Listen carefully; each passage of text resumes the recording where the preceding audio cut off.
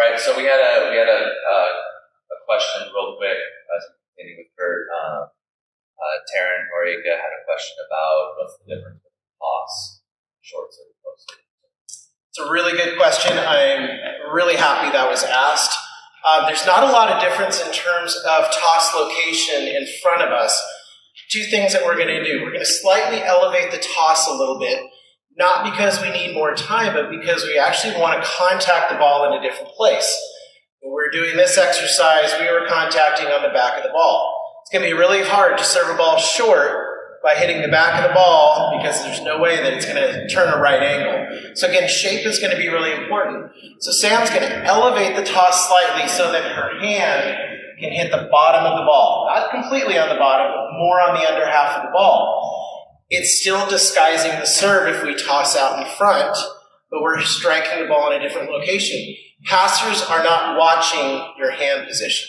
Passers are usually watching the ball. So watch as this toss is going to be in the same place here, but slightly more elevated so Sam can get her hand underneath. Notice the hands on the bottom of the ball, not on the back of the ball, bottom of the ball. Very good, I like that. Okay, one more time. Very good. So hopefully that answers your question. Slightly elevated toss, same location here. All right, so now we're going to talk a little bit about our approach and going from a passing position into an approach. There's always a debate in coaching circles and coaching communities. What type of approach do we teach? Do we teach a 3-step approach? Do we teach a 4-step approach? They're both fine. There's no right answer, there's no wrong answer. What becomes really important to understand is how to go from a passing position, or potentially a defensive position, into an approach all in one motion. In volleyball, when we practice our approach, a lot of times we'll just get kids to stand out here and we're just tossing the ball talking about the approach. In reality, in our game, you're not going to see a lot of kids just standing on the outside. For us at the 18s level, we're running a really fast set to the outside, so there really isn't time to go out there, stop, get ready to take an approach, and then actually take the approach. Everything has to happen from a passing position. Sam's one of our outside hitters. We rely on her to pass before she approaches. So obviously, we've got her standing here in a passing posture. This is what's really important. Okay? Now, this is all something that we can practice at home, and this is something that's really, really important to practice. So the first thing, and maybe the hardest thing, is just learning the proper shuffle. So a shuffle is where the inside foot is going to replace the outside foot in a lateral motion. Okay, so this is just a shuffle. What I want to focus on here are the feet. We're not taking any other steps. This foot is replacing that foot. Okay, let's see it. Very good. Let's go back. Watch closely. Inside foot lands first. Very good. Okay, let's see if she can take maybe a little bit more distance now. Land beyond her other foot. Very good. One more time, let's land beyond the other foot. Notice the feet are never crossing. They're pushing. Let's see one more time. Big shuffle. Very good. Now, we're going to do one more time, and let's look where Sam ends up. Okay. Now, what I want to look at here is the distance from the net. So if the camera comes around behind, while Sam's done a great job getting lateral and even getting wide for her approach, notice this distance. We're talking about 20 feet. Okay? For Sam, she's relatively tall, but even for me at 6'4", trying to get there in 4 steps, 20 feet, that means I'm going to have to average about 5 feet per step.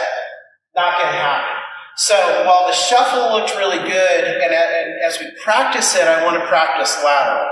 But when we're talking about approaches, we have to make progress towards the net at all times. In every movement we make, we're coming forward. But we also need to get wide. We're an outside hitter. We need to be able to create angles, and we need to be able to get to the ball. So you notice my lateral line here. Now we're going to be more realistic. As Sam does this shuffle, I want her to make progress, and I'm going to help her out here. Now we're going to take a starter step. Okay, so on a starter step, simply lateral, it's going to look like this. She's going to step, then replace. Okay, one more time. Let's see it all in one speed. Step, replace. Very good. Notice that she's wide. She's covered a great amount of distance. But again, we're in that same problem. We're 20 feet away. So let's head back to our spot. And she's going to make progress. Now she's going to come forward. So step to replace. Perfectly done. Good. One more time. Yeah, notice she's stepping forward. Boom. There she is. Now, this is where it becomes really important. How do we start our approach? Whether it's a 3-step or a 4-step, doesn't matter. We have to start our approach, which means we're going to have to take a starter step. That step is going to be a crossover. So this is what I call a shuffle cross. Shuffle cross approach. So what I'm going to ask Sam to do is do the step to replace and cross over. And we're going to freeze right on that crossover step. Boom. Okay, one of the good things here, and I want you to watch closely as she does it again, and pause at the end and just hold, okay? Stop. What I want you to notice are her hips are following her feet. Following her feet. This is a more athletic position. It's going to be easy for Sam to now round out into a straight line approach, but she's allowing her hips to follow her path. So let's see it again. And freeze at the end there. Shuffle, cross. Look at those hips go with that right step. Everything's in line. She feels athletic. She feels comfortable here. Okay, so let's do it one more time. Notice how smooth she's making this. No extra steps. Boom, right there. Notice that, if you notice, she's going forward. It's almost hard for her to stop her momentum. That's good because we just talked about everything needs to be going forward at all times. So, what's happening here, this becomes step number 1. Step number 1. So if she wants to think about a 3-step approach, that's fine. If she wants to focus on 4-step approach, it's fine. But this step is the transition into the volleyball approach. So as we do this, what we're going to allow Sam to do is then finish her last 3 steps, and then we're going to talk about the second half here. So let's watch the full thing. Step, replace, cross, and approach. Notice that the hips, again, at the transition point, the hips followed her steps. And a lot of times what I see is we're so focused on the pass, the setter, that we'll shuffle and try to keep our hips and body at the center. Doesn't matter, okay? What we want to be is in an athletic position, and look, our head can turn. Our head can watch the ball. We don't need our whole body to face. If we're out of system, we might be out here already and we want to be open to the play. But we are coming from a passing position. So as Sam comes back, what I want to really focus on here are her hips. Her hips will face this way initially. As she rounds out her approach, her hips are going to come back to the net. Boom. Notice the left side is forward. She's gotten around. She can hit angle. She can come back to the line. Left side forward. Look at that. Left foot in front of right foot. Okay, she's not square to the net. She's now square to the source, which is the set itself. So let's look at that again. Watch the balance and watch the hips. Boom, left side forward, easy to jump. Now, what becomes really important, as Sam comes back, let's give her a crossover step. Freeze on her crossover step. Okay? The straighter the approach line, the stronger the jump. What I don't want Sam to do is come in and kind of zigzag as she goes through this. What I've created here is a runway. Okay, these 2 blue lines are a reasonable expectation for where we think the ball is going to be. Notice it's not one straight line because setters aren't that accurate. But we've got a range here. What I want Sam to focus on in this path, as she comes around the corner and straightens out her hips, the straighter the approach, the stronger the jump will be, and the more vertical she can get. So let's go ahead and go to start. Let's see how she can straighten this out. Boom, straight line. Notice that the last 3 steps were the center of this. Now, go ahead and go back.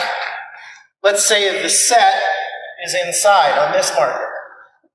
Notice Sam will now take a straight line to where the ball is. On the inside of this track now. Very good. So let's say we get a wide set. Going to take a straight line on the outside of this path. Okay, a little bit wide. Let's see if she can do it again and straighten out the finish. Let's see a straighter line.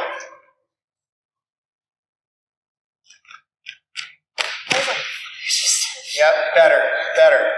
Okay, so going back to the start, let's break it down just one more time. I think it's really important just to see the start, the middle, and then the finish. So we're going to do this in slow motion here. So we're going to do a step shuffle. Okay, now we're going to see the cross. Now we're going to see the left step and right, left to finish. Good, I'm slowing her down so it's harder to stay in balance. Again, her body wants to go forward. What becomes really important in the jumping aspect here is we have to transition horizontal momentum into vertical momentum. So, we're going to ask Sam to do now, she's going to catch a couple balls, and I want her, I'm going to stand close by. Parents, you can do this. When I see her third step, I'm going to give her a nice little toss. She's going to jump and try to catch the ball vertically. What I don't want her to do is jump through the ball to catch. Okay, so I'm going to initiate with a slap. Very good. Vertical jump. Notice she didn't carry more than 1 foot there. Let's do that again. Initiate. Very good. Really focusing there on turning her horizontal momentum into vertical. Okay, so let's try that again. Good. So, very good job by Sam. She's done this a long time and she's really focused on this. But she is really being efficient with her feet. What's really important here, if we can get into a straight line and we can be efficient with our feet, a lot of that extra energy is going to go up. Everything's going to go up. A lot of times what we'll see is a player not take that shuffle, and then they're taking 4, 5, 6 steps basically to go nowhere. If we look at this transition zone right here, you take 3, 4 small steps to go 2 to 3 feet, we're really just wasting energy. You want to have that focus of being slow to fastest at this point. So I'm going to ask Sam to do is just exaggerate a really slow, smooth start. I want to see a really explosive finish on this catch. Perfectly done. I want to see that again. That was really well done. Watch her patience and watch her eyes. Notice that her head is focused at me. She's turning and looking. Patience. She's setting up her last 2 and go. Good. That's what I call an eventful jump. Very, very good.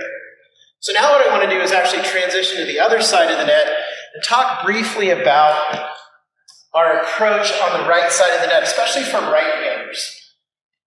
One of the things that I don't want to do is start wide. I don't like being wide because for me, my right arm is now completely outside of the court. My right arm is outside of the antenna. I love to use the right sideline as our guide. Sam's going to take the same 4-step approach. I like that for her because she's got longer legs and she has more momentum. Everything is symmetrical, so it's a lot easier for her brain to process. But the finish here is going to be what's really important. I want you to watch how Sam is going to bring her left side around, just like we did on the outside. The left side is going to be the most important part. What should be going through her head first is give yourself the line as the option. You can always rotate back to the angle, but we don't want to finish this way and not have that line as an option. So she takes a 4-step approach and jump. Watch the left step to finish. It's forward, just like on the outside, where she set up angle first and could come back to the line. Our thought process is reversed on the right side of the net. So watch again. And you can start, it's okay to start slightly outside if you're more comfortable. What we don't want to do is be out here. If you're a left-hander, that's different. We want to be wide, give ourselves that angle option. So Sam's going to start wherever she feels most comfortable, but let's watch that finish one more time. Very good. Very, very good.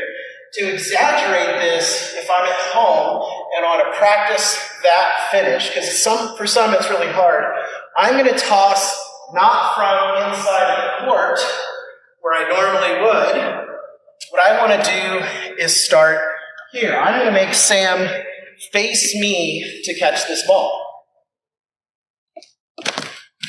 Good, look how she got around. She could hit line, she come around. So again, the toss is going to be from this side. Where would it be normally if Sam and I were doing the lesson? Maybe it would be here. There you go. Okay, so ball's coming across. We can evolve from there. But to work on getting our left side around on this, I want to really make sure that she sees me, that she sees the ball. Okay, very, very good. So what we're going to do next, we're going to go back to the outside here. I'm going to let Sam actually demo a few swings here. What we're going to do, Sam, grab that cart for me, please. Cart. There you go. So I'm going to ask Sam to actually put into place a pass. Okay, just pass it over there. And the second ball that she's going to get is going to be off of my toss. Really work on staying slow here and finish. Okay? So she's going to pass the ball first. She has to move to pass, that's still fine. How would that affect our shuffle? Well, if I start the ball over here, she may not even need a shuffle. She may need to just focus on getting forward. Okay? If I pass inside, she may need that bigger shuffle. Now, how do we get outside? Well, we may not have the ability to get outside, so she's going to have to calculate how to get into this straight line column on her own. She's going to have good court awareness. So first ball here is just going to be a pass. Good, go. Good. Okay, notice that she's patient on the shuffle. She's not adding lots of steps. What you may see initially are a couple additional steps, but it's only for the pass itself. She is transitioning from pass to approach in the same way that we just demoed.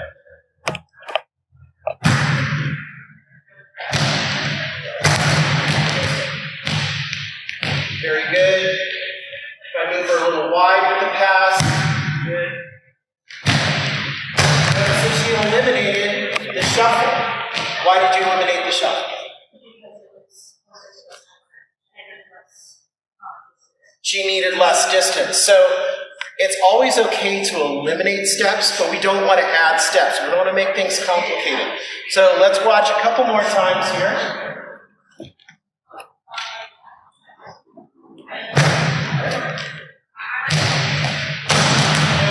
And notice that she's finishing left side around. So let's just see it. I'm going to have her take 2 more swings. I want to see an angle swing, then I want to see it come back to the line. Okay, notice that the feet placement at the very end are going to be identical.